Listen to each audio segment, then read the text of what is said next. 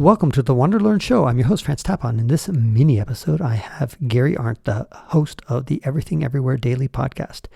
If this is episode number 3 with Gary, it's going to be about China and Taiwan. If it's episode number 4, it's about Israel and Gaza. If it's episode number 5, it's about the United States election and his predictions. And if it's episode number 6, the last episode with Gary, it will be about Bitcoin. I'm making these short episodes so that I can focus on my book. Remember to go to patreon.com/ftapon to get the latest chapter that I'm working on. And now, Gary Arndt. What do you think China's doing when they're looking at how the Ukraine war went? And they're still kind of eyeing Taiwan? What's their calculus? Do you think that they're going to go for it in this decade? No, they will not. And the reason is that's an amphibious landing. And it's almost the opposite of what the Allies did in D-Day. In D-Day, you knew where they were coming from, England, southern England, in fact. But you didn't know where they were going to land. They had an entire continent where they could land. In the case of Taiwan, it's the opposite. They have an entire continent trying to attack a small island. So it doesn't matter where they're coming from. You know exactly where they're going to be landing because there's only so many places you can land on the island of Taiwan. And we have satellites. We know when this is going to happen. The Germans didn't know when D-Day was going to happen. Their intelligence wasn't that good. They at best had reconnaissance flights that you could shoot down. We'll know weeks or months in advance if China's trying something, and they're going to have a defensive position where one rocket could take out a ship and a huge part of your landing force. And also remember, China, outside of maybe a very small handful of very old officers who fought against Vietnam in 1979. Had no one in the entire Red Army has any combat experience. None. And you can talk about the amount of money that the United States military spends on things, but what you do have is a lot of experience. Different places around the world, Iraq, Syria, Afghanistan. You have a non-commissioned officer corps, an officer corps where people have done these things. China has none of that. And so I think you would probably, and there is a great deal, probably not as much, but there's a great deal of corruption in the Red Army as well. There are some great documentaries online that show high-ranking Chinese generals and the houses they live in and, these absurd lifestyles that should not be possible given their job.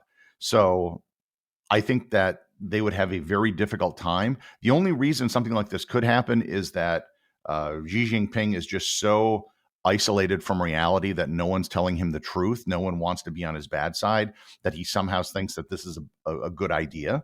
That is a possibility, but I can in no way see how this would possibly work. The Taiwanese have been preparing for this day for decades, and it would be a slaughter, I think, of Chinese troops. It just would not work well. And China has a big navy on paper, but their navy is it's not a blue water navy.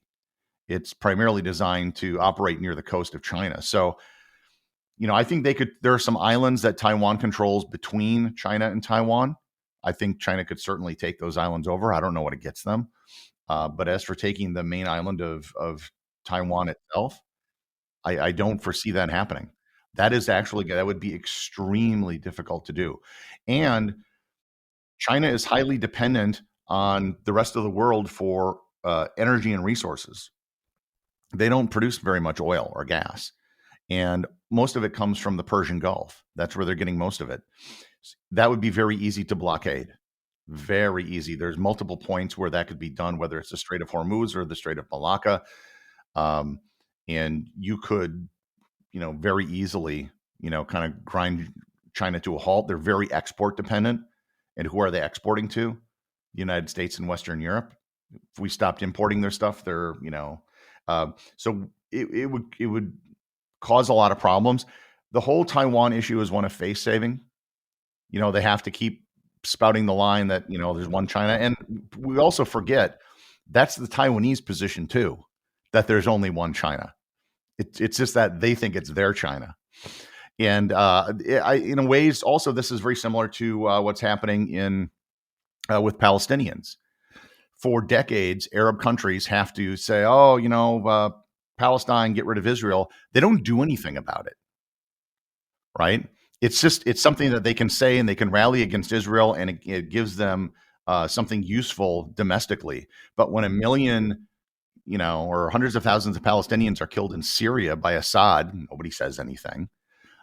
So it's something that is a useful rallying cry. And there's a lot of things out there that people love to rally against. And when those problems are solved, then that thing goes away. So it's kind of like the right. For decades, they were against Roe versus Wade.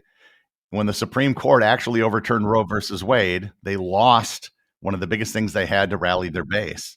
And then what happened is you're seeing in several states now where when this has come up on a ballot as a referendum, it has won every time so far.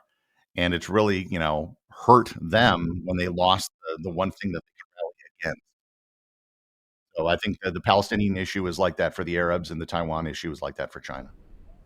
In the 22nd century, do you think historians will look back and call the 21st century the century of China, or the century of somebody else, or a multipolar world, or still the U.S. century? I should say it depends what happens. We're only in the third decade of this century, and there's a lot that could happen. And I think that the regression that China has made is all due to a single person. It's all due to the fact that they went from being I'm not going to, they weren't a democracy or anything, but they became more open. They had a regular change in leadership. And then Xi Jinping took over, and he started instituting like Xi Jinping thought, like he was trying to be a second Mao or something. And they've gone backwards. Their economy's gone backwards. China is dropping in population rapidly, extremely rapidly. And it doesn't just mean less people, it means an older population as well, which is usually not as dynamic. So no, I don't. It's a century where I think China definitely, this is like the early 19th century was for America. But if we had a dictator that appeared in, the 1840s, then it could have stopped a lot of the progress that the United States made.